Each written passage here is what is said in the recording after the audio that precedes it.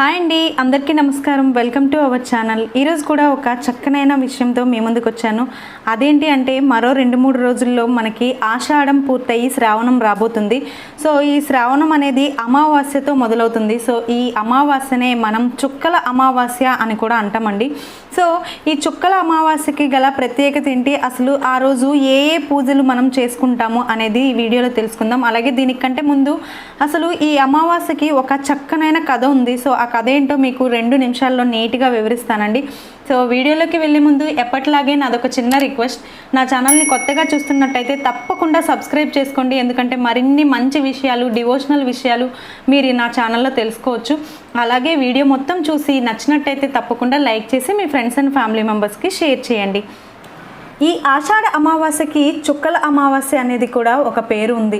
అయితే ఈ చుక్కల అమావాస్య అనే పేరు ఎలా వచ్చింది, అసలు ఈ చుక్కల అమావాస్య వ్రతం అంటే ఏమిటి అనేది ఈరోజు మనం ఈ కథలో తెలుసుకుందాం.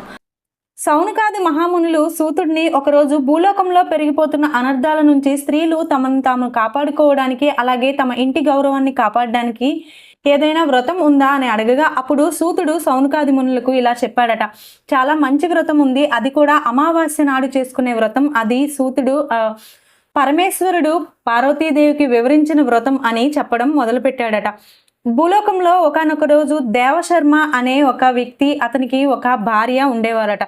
వారికి ధనధాన్యాలకు అస్సలు కొదవ లేకుండా ఇంటి ఇళ్లపాది సిరి సంపదలతో తొలతూగేవారట. కానీ వారికి ఒకటే లోపం, ఏమిటంటే సంతాన లోపం. వారికి ఎన్ని పూజలు చేసినప్పటికీ సంతానం కడగలేదట. అప్పుడు చివరగా దేవశర్మ తపస్సు చేశాడట శంకరుని కోసం. వెంటనే కొంతకాలానికి తన తపస్సు ఫలించి శంకరుడు ప్రత్యక్షమయ్యాడట. శంకరుడు ప్రత్యక్షమయ్యి, దేవశర్మ అసలు నీకు ఏం కావాలి, నువ్వు ఎందువలన తపస్సు చేశావు అని అడిగితే, అయ్యా నాకు ధనధాన్యాలు వృద్ధిగా ఉన్నప్పటికీ నాకు సంతానం లేదు, సో సంతానం ప్రాప్తించ చేయండి అని అడిగాడట. వెంటనే శంకరుడు, నీకు బుద్ధిమంతుడైన అల్పాయుష్యుడు కావాలా, లేదంటే బుద్ధిహీనుడు అయిన దీర్ఘాయుష్యమంతుడైన బాలుడు కావాలా అని అడుగుతాడట. వెంటనే దేవశర్మ దంపతులు బుద్ధిమంతుడైన అల్పాయుష్యుడు కావాలని కోరగా, శివుడు తదాస్తు అని దేవశర్మకి వరాన్ని ప్రసాదిస్తాడట. వెంటనే దేవశర్మ భార్య కొంతకాలానికి గర్భం దాల్చి ఒక చక్కనైన తేజస్సు కలిగిన చంద్రుని వలె తేజస్సు కలిగిన బాలునికి జన్మిస్తుందట. ఆ బాలునికి సుశర్మ అనే నామకరణం చేస్తారు. సుశర్మ రోజు రోజుకి కూడా ఎంతో అందంగా శుక్లపక్ష చంద్రుని వలె వృద్ధి చెందుతున్నాడట. శుక్లపక్ష చంద్రుడు అంటే దినదినానికి కాంతిని తగ్గించుకుంటూ ఉండే చంద్రుడు అనమాట. అంటే అలాగే ఈ సుశర్మ వయసు కూడా దినదినానికి తగ్గిపోతుంది. కాబట్టి శుక్లపక్ష చంద్రుని వలె పెరుగుతున్న తన కుమారుడిని చూసి దేవశర్మ భార్య ఎంతో మిక్కిలి దుఃఖంతో బాధిస్తూ ఉంటుందట. ఈ విషయం తెలుసుకున్న సుశర్మ చుట్టాలు, బంధువులు, అలాగే అందరూ కూడాను ఎవరు కూడా యుక్త వయసుకి వచ్చిన సుశర్మను పిల్లనివ్వడానికి, కుమార్తెలనిచ్చి పెళ్లి చేయడానికి ఎవరు కూడా ముందుకు రాలేదట. చాలా దగ్గరలో వెతికి ఒకరోజు దేవశర్మ ఒక పేదవారి ఇంట్లో పుట్టిన ఒక ఆడపిల్లని ఇచ్చి వివాహం చేశారట. ఆవిడ వివాహం చేసుకున్న తర్వాత సుశర్మ భార్య ప్రతిరోజు కూడా గౌరీదేవిని మిక్కిలి భక్తి శ్రద్ధలతో పూజించేదట. ఇలా పూజిస్తూ ఉన్న కొంతకాలానికి ఒకరోజు రాత్రి సుశర్మ సడన్ గా చనిపోతాడట. చనిపోయిన వెంటనే సుశర్మ భార్య సుశర్మ దగ్గర ఉండి ఏడుస్తూ ఉండగా తన భక్తురాల దుఃఖాన్ని భరించలేక గౌరీదేవి ప్రత్యక్షమయ్యి, అమ్మ నువ్వు కిందటి జన్మలో స్నేహితురాళ్లతో కలిసి చుక్కల అమావాస్య వ్రతాన్ని చేశావు, కానీ ఉద్యాపన సమర్పించుకోలేదు. ఏ వ్రతానికైనా సరే సంపూర్ణం లేనిదే దాని ఫలితాన్ని అందుకోలేము, సరే కదా.